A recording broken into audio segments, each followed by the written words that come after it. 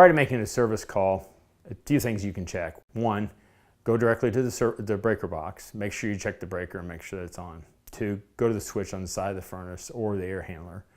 Make sure that the switch is on. Also, make sure that the thermostat is set for heat or cool and that it's turned up or down. And then go ahead and make sure you change that filter and check that filter. And if that filter stopped up, it literally can make the system shut down